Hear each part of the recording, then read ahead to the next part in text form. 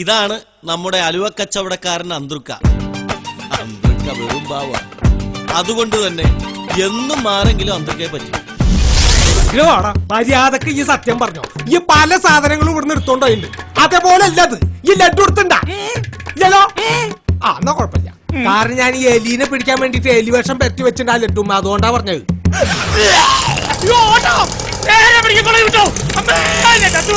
എലീനെ മാത്രല്ലടാ അന്നെ പോന്ന പെരിച്ചാടികൾ വരെ പിടിക്കാനുള്ള കഴിവൊക്കെണ്ടെന്ന് എനിക്ക് മനസ്സിലായില്ലേ. നമുക്കേ ജാലുകള് ഇനി പിടക്കാണ്ട് അതിന്റെ മുട്ടുകാരി ഞാൻ തല്ലി മുറിക്കും. നമുക്കേ എക്സ്ക്യൂസ് മീ,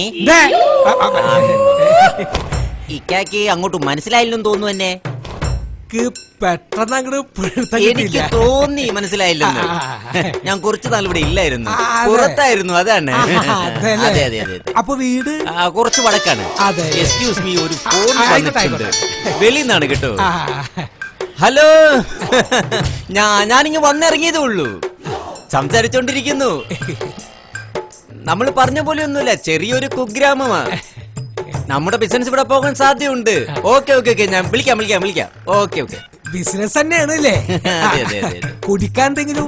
ഒന്നും വേണ്ട വേണ്ട വേണ്ട. ഞാനൊരു കസിന്റെ വീട് വരെ വന്നാണ്. കുട്ടികൾക്ക് എന്തെങ്കിലും ഒന്ന് വാങ്ങണമല്ലോ. കറുത്തലുവ് എന്ത് വിലയാ? അത് കറുത്തലുവല്ല, അത് വെളുത്തലുവാണ്. അല്ല, എന്നിട്ട് അത് കറുത്താണല്ലോ ഇരിക്കുന്നത്. അത് ഈച്ച പൊതിഞ്ഞിരിക്കും, ആറ്റ വെളുക്കും. ഓ, ഈച്ച പോയി കഴിഞ്ഞ് വെളുക്കും. ഇത് കറുത്തലുവാണ്. ഇതെന്ത് വിലയാ? ഇത് 160. 160. ഈ മഞ്ഞ? ഇത് 140. ഈ പച്ച?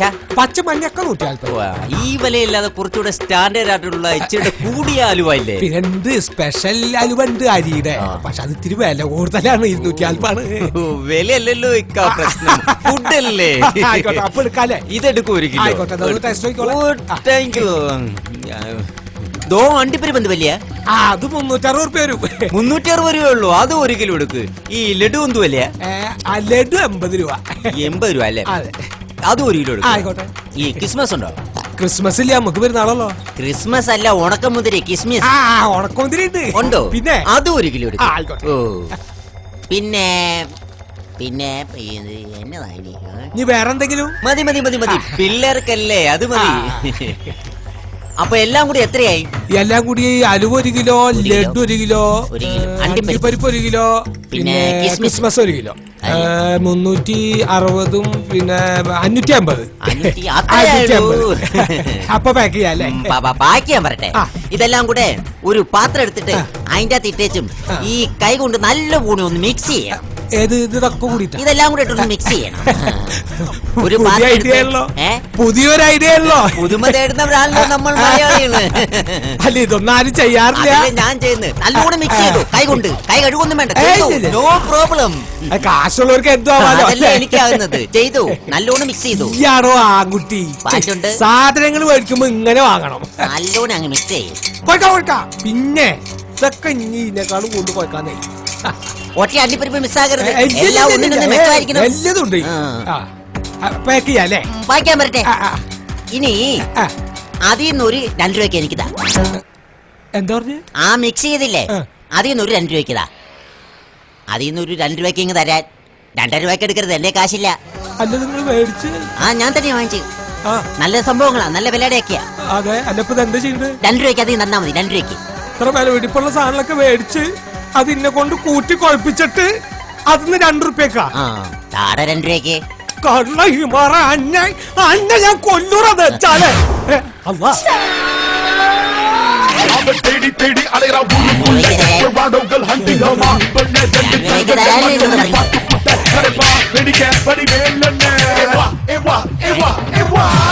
ഏടാ 2 രൂപയ്ക്ക് തരാൻ തരില്ല. തരത്തില്ല നീ? തരില്ല. 2 രൂപയ്ക്ക് കത്തിണ്ട് എന്നാ വേണ്ട. ഇനിയിപ്പം ഇറച്ചിക്കട. അവിടെ ആകുമ്പം കോഴി, ആടും, പോത്തും, കാളയും എല്ലാം കൂടെ നല്ല പോണം അങ്ങ് മിക്സ് ചെയ്തിട്ട് 1 രൂപയ്ക്ക് വാങ്ങിച്ചോണ്ട് ഞാൻ എന്റെ വീട്ടിൽ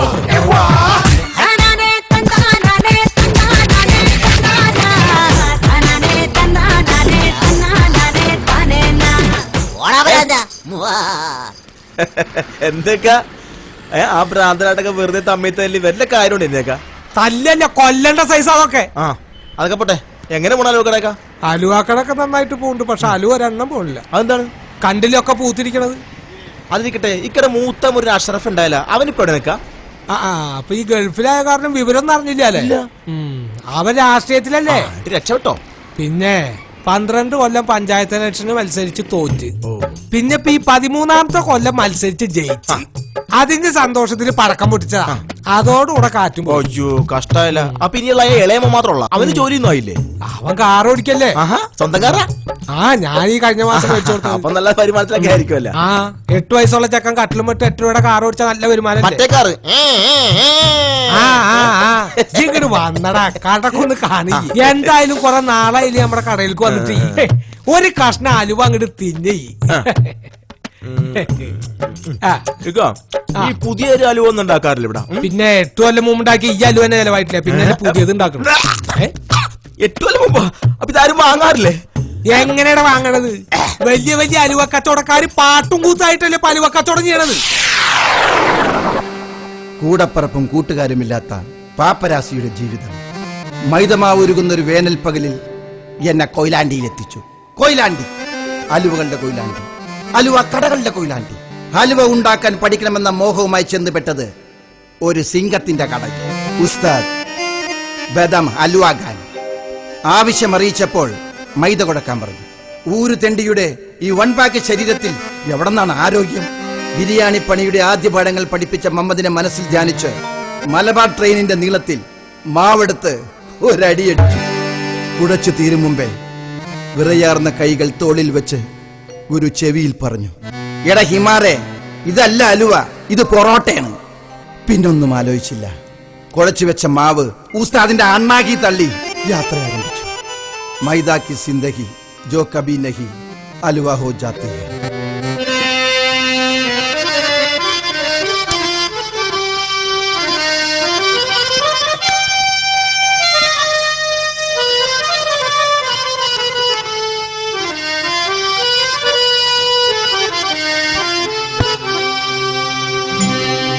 പുരാണകാലത്തെ രാജാക്കന്മാർക്കിഷ്ടം ഹൽവ. മൊഹബത്തിനായി ഹലാക്കിൻഡൽവ. ഓ മൊഹബത്തിനായി ഹലാക്കിൻഡൽവ.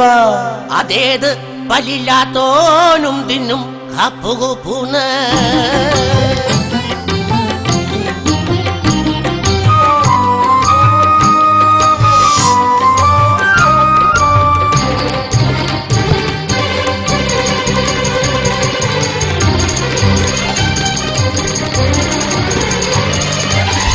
പണ്ടത്തെ പോലെയല്ല ഇപ്പോഴുള്ള ഹലുവ.